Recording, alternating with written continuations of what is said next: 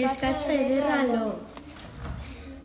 Behin batean amets guztiak bete zitzaizkien erreginari oso neskatila ederra jaio bait zitzaien, eta ospatzeko erresumako maitagarri guztiak gonbidatu zituzten bataiora.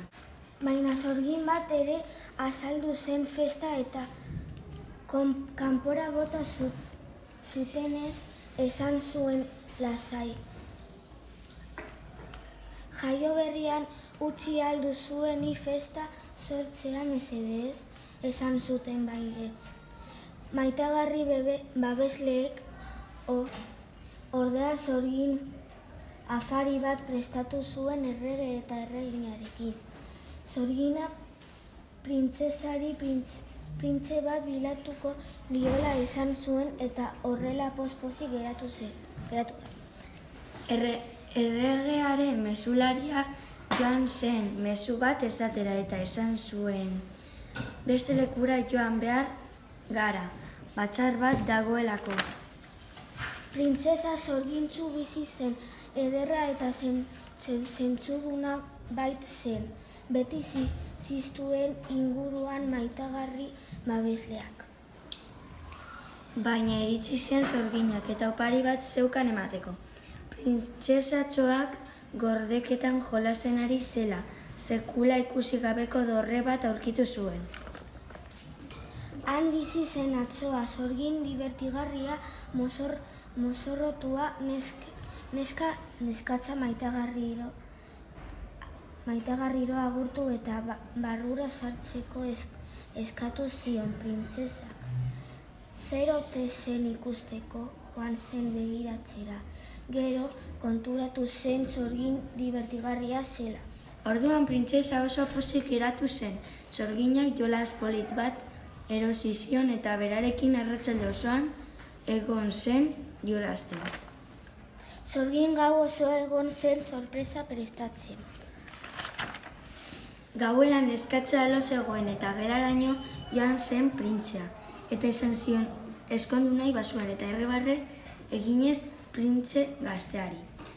Goizean gazteluan denak esnatu ziren eta baietz esan zion beren printzesaren prestaketak egiten hasi ziren. Liburu.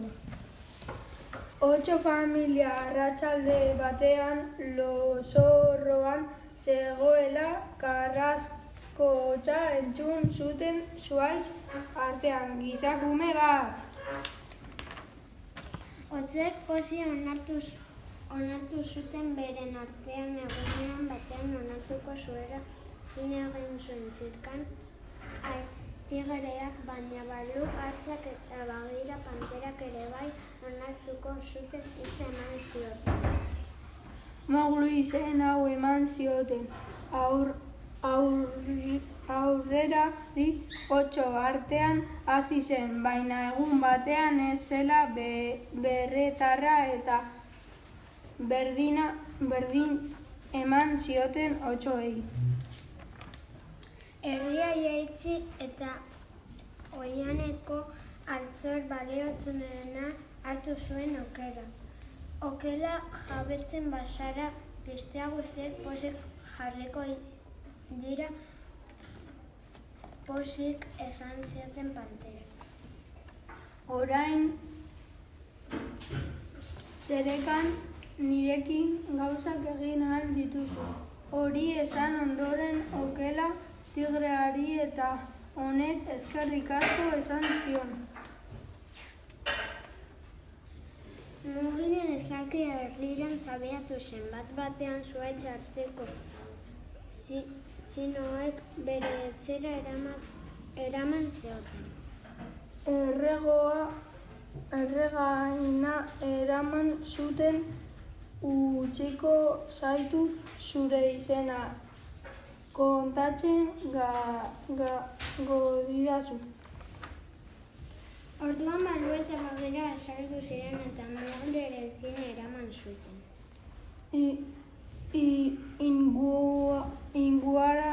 Inguanaren larrean zebiltzan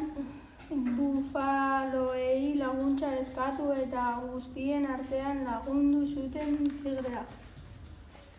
Laster iritsi ziren gizakien erdira. Ibaierantz ura hartzen ari ziren neskatxa bati begira gelditu zen Mowgli. Zen animalia da hori galdetu zion Baloo. Zu bezalakoa zoaz berengana. Mowgli betirako utzi zuen oiana atzean.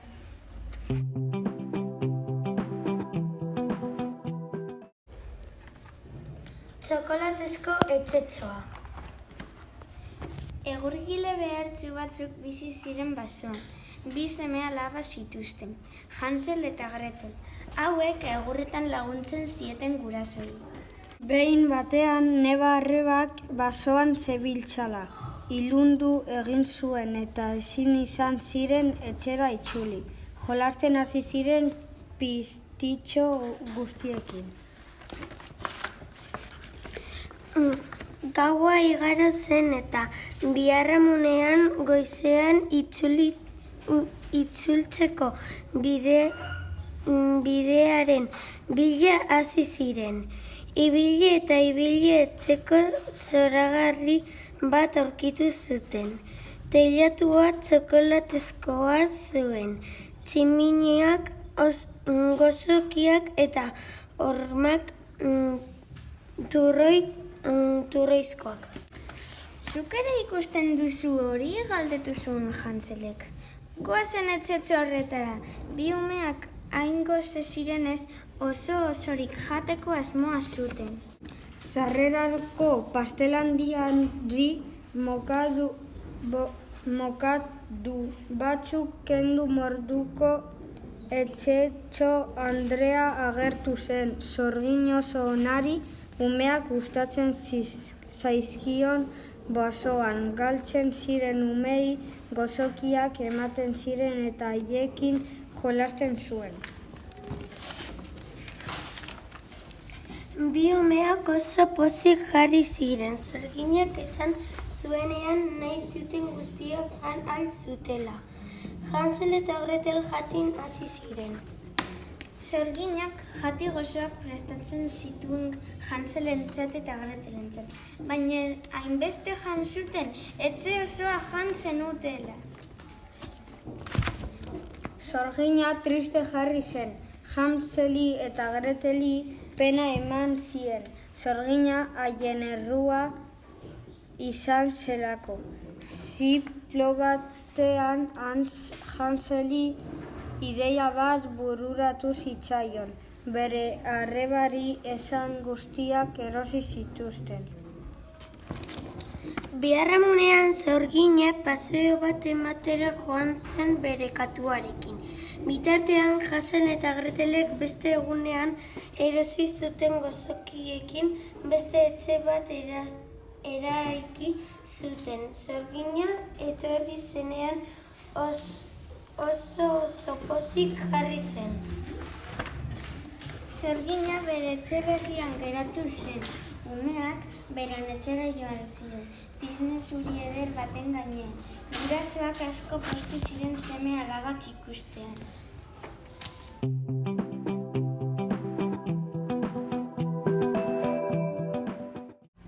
Bambiren ipuina. Herriko ehiztari guztiak elkartu ziren ehiztariaren baten jaiotza ospatzeko. Jaio berria Bambi zen, herriko printze nagusiaren kumea. Ibiltzen ikasi orduko herriko pertsonak eta animaliak ezagutzen erama zien izargin untziak. Begira, Bambi, zimeleta esaten zion itzargi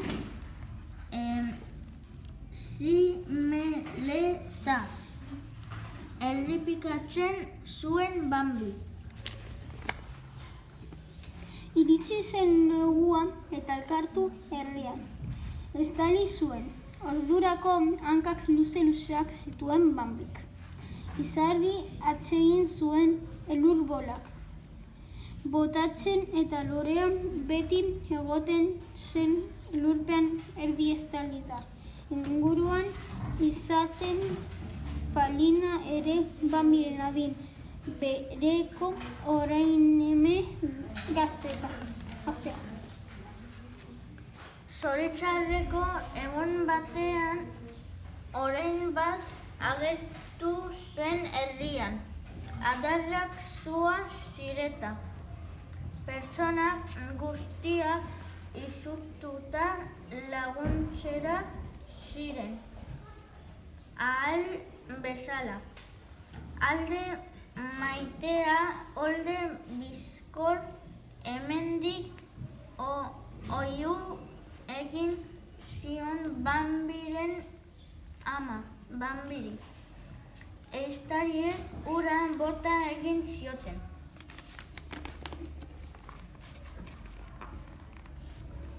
Pertsona guztiek negar egin gertatu batik eta Bambi animatzea saiatu ziren. Aitak oihaneko irintze nagusiak esan zion Bambiri.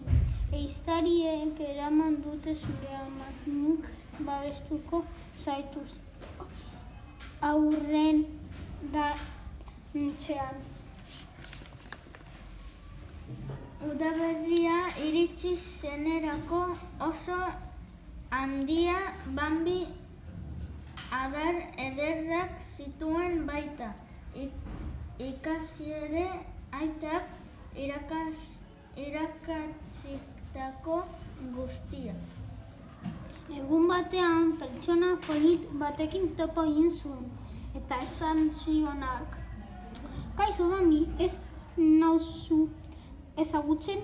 Falina zen txikitako lagun, baina orain Bambi bezala handia eta pertsona ederra.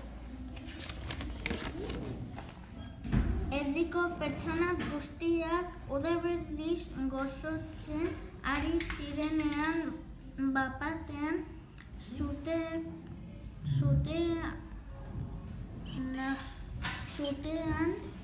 ikusi zuten ez oso urriti. Herrian zehar ibili zen Bambi, animali guztien eta pertsona guztiek abisu ematen. Joan denok hilara. Adarrek ez erretzeko oihu egiten ziren.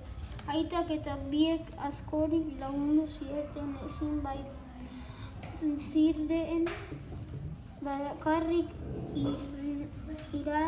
hilaraino joan. Ehiztariak eta oreinak guztiek igaro ahal izan zuten ibaia eta hilaraino honek joan. Laster itzali zen zutea eta erdiko bizitza ohiko alaitasun eta patxada itzuli ziren.